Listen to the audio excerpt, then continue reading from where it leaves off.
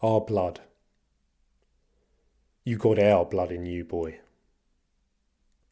Travellers don't mince words. If you ask a traveller a serious question, you can expect a serious answer, couched in unpretentious terms. With the Romanis, a name that comes not from Romanian as many people presume, but from an old Indian word meaning husband, man, or simply one of us, blood is a serious matter.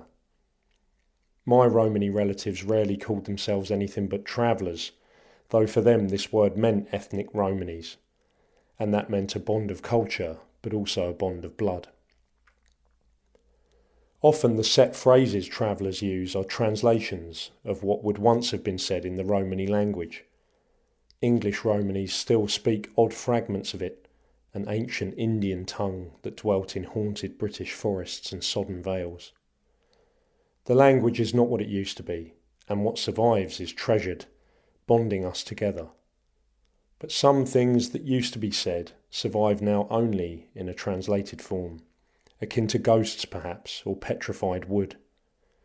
So in the past, where an old traveller man might have said, Amaro rat si adre tut, or in later years a more anglicised form like, Mori ratties adre tutti, I grew up hearing, you got our blood in you, boy.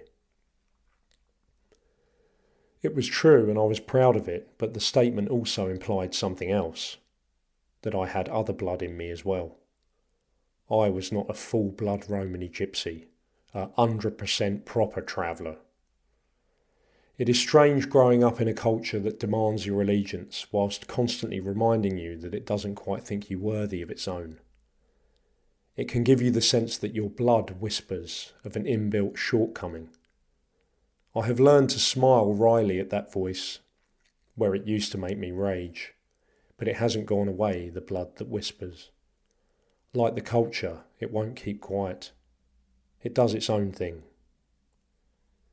This talk of blood, whether travellers know it or not, is metaphorical.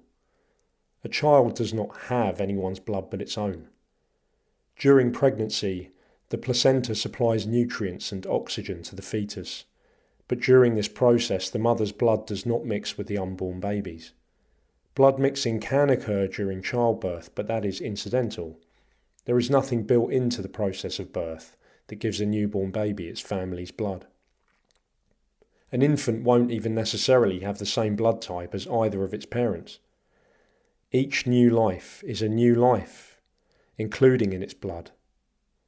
It's one of those biological facts that make a mockery of racism and pseudoscience, but which also hold a mirror up to cultures which fixate on kinship and on blood. So yes, I have their blood in me, but perhaps not in quite the way they reckon. That's fine by me, because whatever our tribe, as the jazz great George Melly once said, we are also a tribe of one. Each of us is endlessly linked to the whole, whilst being unable to be anything other than a singular self. I, like you and everyone else, am a one-off. Oh, fortunate news. If Romani culture, or any other culture, can't make space for that, then we owe it to ourselves to go and find our space somewhere else.